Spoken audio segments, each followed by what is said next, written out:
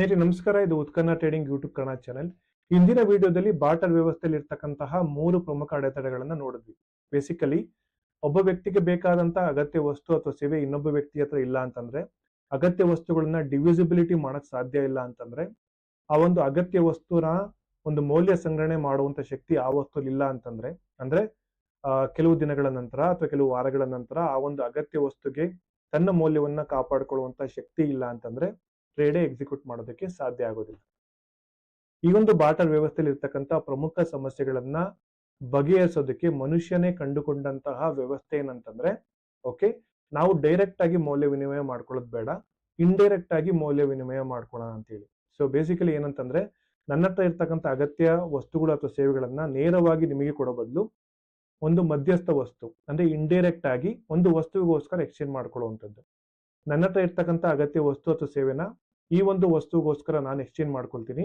ನೀವು ಕೂಡ ನಿಮ್ಮ ಬಳಿ ಇರ್ತಕ್ಕಂಥ ಅಗತ್ಯ ವಸ್ತುಗಳು ಅಥವಾ ಸೇವೆಗಳನ್ನ ಈ ಒಂದು ಮಧ್ಯಸ್ಥ ವಸ್ತು, ಯಾವುದೊಂದು ಕಾಮನ್ ವಸ್ತು ಏನಿದೆ ಅದಕ್ಕೋಸ್ಕರ ಎಕ್ಸ್ಚೇಂಜ್ ಮಾಡ್ಕೊಳ್ಳುವಂಥದ್ದು. ಇಲ್ಲೇನಾಗ್ತಿದೆ ಅಂತಂದ್ರೆ, ನೇರವಾಗಿ ನಾವು ವಸ್ತುಗಳನ್ನ ಎಕ್ಸ್ಚೇಂಜ್ ಮಾಡ್ಕೊಳ್ಳೋದಿಲ್ಲ, ಬದಲಿಗೆ ಒಂದು ಮಧ್ಯಸ್ಥ ವಸ್ತುನ ತಗೊಂಡ್ಬರ್ತೀವಿ. ಈ ಒಂದು ವಸ್ತುವಿಗೋಸ್ಕರನೇ ನನ್ನ ಹತ್ರ ಇರ್ತಕ್ಕಂಥ ಅಗತ್ಯ ವಸ್ತುಗಳನ್ನ ಅಥವಾ ಸೇವೆಗಳನ್ನ ಎಕ್ಸ್ಚೇಂಜ್ ಮಾಡ್ಕೊಳ್ತೀವಿ. ನೀವು ಅದಕ್ಕೋಸ್ಕರನೇ ನಿಮ್ಮ ಹತ್ರ ಇರ್ತಕ್ಕಂಥ ಅಗತ್ಯ ವಸ್ತುಗಳು ಅಥವಾ ಸೇವೆಗಳನ್ನ ಎಕ್ಸ್ಚೇಂಜ್ ಮಾಡ್ಕೊಳ್ತೀವಿ. ಮತ್ತು ನಮ್ಮ ಸಮಾಜದಲ್ಲಿ ಇರ್ತಕ್ಕಂಥ ಎಲ್ಲಾ ಜನರು ಕೂಡ ಈ ಒಂದು ವಸ್ತುವಿಗೋಸ್ಕರನೇ ತಮ್ಮ ಅಗತ್ಯ ವಸ್ತುಗಳನ್ನ ಅಥವಾ ಅಗತ್ಯ ಸೇವೆಗಳನ್ನ ಎಕ್ಸ್ಚೇಂಜ್ ಮಾಡ್ಕೊಳ್ಳೋದಕ್ಕೆ ಹೋಗ್ತಾರೆ ಅಂತೇಳಿ ಮನುಷ್ಯನೇ ಕಂಡುಕೊಂಡಂತಹ ವ್ಯವಸ್ಥೆ. ಅಂದ್ರೆ ಒಂದು ಸಾಮಾನ್ಯ ವಸ್ತುವನ್ನ ನಾವೆಲ್ಲರೂ ಹುಡುಕ್ಬೇಕು. ಇದಕ್ಕಾಗಿನೇ ಎಲ್ಲರೂ ಕೂಡ ತಮ್ಮ ಮೌಲ್ಯಗಳನ್ನ ವಿನಿಮಯ ಮಾಡಲು ಒಪ್ಪಿಗೆ ಆಗ್ಬೇಕು. ಸೊ ಈ ಒಂದು ಮಧ್ಯಮ ವಸ್ತು ಏನಿರುತ್ತಲ್ಲ, ಇದನ್ನೇ ಮೌಲ್ಯ ವಿನಿಮಯಕ್ಕೋಸ್ಕರ ಅಥವಾ ಒಂದು ಟ್ರೇಡ್ ಮಾಡೋದಕ್ಕೋಸ್ಕರ ಒಂದು ಮಾಧ್ಯಮವಾಗಿ ಬೆಳೀತಾ ಹೋಗ್ತದೆ. ಆರ್ಥಿಕತೆಯ ಬೆಳವಣಿಗೆಯೊಂದಿಗೆ ಒಂದು ಉತ್ತಮ ಮಧ್ಯಮ ವಸ್ತುವು ಯಾವುದು ಅಂತೇಳಿ ಜನರ ಮಧ್ಯೆ ಅದು ತಾನಾಗೆ ಬೆಳೆದು ಬರ್ಬೇಕಾಗತ್ತೆ. ನಾನೊಂದು ಹೇಳ್ತೀನಿ, ಓಕೆ, ಇಂಡೈರೆಕ್ಟ್ ಆಗಿ ಎಕ್ಸ್ಚೇಂಜ್ ಮಾಡ್ಕೊಳ್ಳೋದಕ್ಕೆ ಈ ವಸ್ತುನ ಚೂಸ್ ಮಾಡಿ ಅಂತ ನಾನು ಹೇಳ್ತೀನಿ, ನೀವು ಇನ್ನೊಂದು ವಸ್ತು ಹೇಳ್ತೀರಾ, ಇನ್ನೊಬ್ರು ವಸ್ತು ಹೇಳ್ತಾರೆ. ಸೊ ಯಾವ ಒಂದು ಮಧ್ಯಮ ವಸ್ತುವನ್ನ ಯೂಸ್ ಮಾಡಬೇಕು ಅಂತ ಹೇಳಿ ಯಾವುದೋ ಒಬ್ಬ ವ್ಯಕ್ತಿ ಡಿಸೈಡ್ ಮಾಡುವಂಥದ್ದಲ್ಲ, ಒಟ್ಟಾರೆಯಾಗಿ ಜನ ಓಕೆ ಈ ವಸ್ತುನ ಯೂಸ್ ಮಾಡಿದ್ರೆ ಬೆಟರ್ ಅಂತೇಳಿ ಜನನೇ ಕಂಡುಕೊಳ್ಬೇಕಾಗ್ತದೆ. ಇದಕ್ಕಾಗಿ ಜನ ತಮ್ಮ ಮೌಲ್ಯಗಳನ್ನ ವಿನಿಮಯ ಮಾಡಲು ಸಿದ್ಧರಾಗಬೇಕಾಗತ್ತೆ. ನಾನೊಬ್ಬ ಮಾತ್ರ ತಯಾರಾಗುವಂಥದ್ದಲ್ಲ ಅಥವಾ ನೀವು ತಯಾರಾಗುವಂಥದ್ದಲ್ಲ, the market has to pick it up. Okay, ಮಾರ್ಕೆಟೇ ಅಂದ್ರೆ ಬಹುತೇಕ ಜನ ಅದನ್ನ ಡಿಸೈಡ್ ಮಾಡಬೇಕಾಗತ್ತೆ. ಮೌಲ್ಯ ವಿನಿಮಯದ ಮಾಧ್ಯಮ ಪಾತ್ರವನ್ನು ನಿಭಾಯಿಸುವ ಜನರ ನಡುವೆ ವ್ಯಾಪಕವಾಗಿ ಒಪ್ಪಿಗೆಯಾದ ಮಧ್ಯಸ್ಥ ವಸ್ತುವನ್ನೇ ಹಣ ಅಂತೇಳಿ ಜನ ಕರೆಯೋದಕ್ಕೆ ಶುರು ಮಾಡ್ತಾರೆ.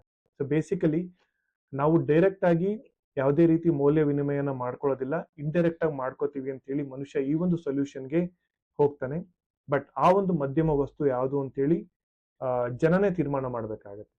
ಸೊ ಜನರ ನೀಡ್ಸ್ ಅಂಡ್ ವಾಂಟ್ಸ್ ನ ಯಾವ ಒಂದು ಮಧ್ಯಮ ವಸ್ತು ಬೆಟರ್ ಆಗಿ ರೆಪ್ರೆಸೆಂಟ್ ಮಾಡುತ್ತೋ ಅದನ್ನ ಜನ ಹಣ ಅಂತೇಳಿ ಕರೆಯೋದಕ್ಕೆ ಶುರು ಮಾಡ್ತಾರೆ. ಒಟ್ಟಾರೆಯಾಗಿ ಹೇಳ್ಬೇಕು ಅಂತಂದ್ರೆ, ಬಾರ್ಟರ್ ವ್ಯವಸ್ಥೆಯಲ್ಲಿ ಇರ್ತಕ್ಕಂಥ ಪ್ರಮುಖ ಸಮಸ್ಯೆಗಳು ಏನಿತ್ತು, ಈ ಒಂದು ಪ್ರಮುಖ ಸಮಸ್ಯೆಗಳು ಉದ್ಭವ ಆಗ್ತಿದ್ದೆ ಜನ ತಮ್ಮ ನಡುವೆ ಇರ್ತಕ್ಕಂತಹ ಅಂದ್ರೆ ಅಗತ್ಯ ವಸ್ತುಗಳು ಅಥವಾ ಸೇವೆಗಳನ್ನ ನೇರವಾಗಿ ವಿನಿಮಯ ಮಾಡ್ಕೊಳ್ಳೋದ್ರಿಂದ. ಹಾಗಾಗಿ ನಾವು ನೇರವಾಗಿ ವಿನಿಮಯ ಮಾಡ್ಕೊಳ್ಳೋದಿಲ್ಲ, ಇಂಡೈರೆಕ್ಟ್ ಆಗಿ ಮಾಡ್ಕೊಳ್ತೀವಿ. ಈ ಇಂಡೈರೆಕ್ಟ್ ಆಗಿ ಮಾಡ್ಕೊಳ್ಳೋದಕ್ಕೆ ನಮ್ಗೊಂದು ವಸ್ತು ಬೇಕಾಗತ್ತೆ. ಯಾವ ವಸ್ತು ಜನರ ನೀಡ್ಸ್ ಅಂಡ್ ವಾಂಟ್ಸ್ ನ ಬೆಟರ್ ಫುಲ್ಫಿಲ್ ಮಾಡುತ್ತೋ ಆ ಒಂದು ವಸ್ತುವನ್ನ ಜನ ಹಣ ಅಂತ ಹೇಳಿ ಕರೆಯೋದಕ್ಕೆ ಶುರು ಮಾಡ್ತಾರೆ. ಸೊ ಹಣ ಅನ್ನೋದು ಯಾವುದು, ಓಕೆ, ಯಾವ ವಸ್ತು ಬೆಟರ್ ಆಗಿ ನಮ್ಮನ್ನ ರೆಪ್ರೆಸೆಂಟ್ ಮಾಡುತ್ತೆ ಅನ್ನೋದನ್ನ ಮನುಷ್ಯ ಹಲವಾರು ವರ್ಷಗಳಿಂದ ಕಂಡ್ಕೊಂತಾ ಹೋಗ್ತಾನೆ. ಇವತ್ತು ಕೂಡ ಯಾವ ವಸ್ತು ಬೆಟರ್ ಹಣವಾಗಿ ಬಳಕೆ ಆಗುತ್ತೆ ಅಂತ ಹೇಳಿ ಮನುಷ್ಯ ಇವತ್ತಿಗೂ ಕೂಡ ಸರ್ಚ್ ಮಾಡ್ತಾನೆ ಹೋಗ್ತಾ ಇದ್ದಾನೆ.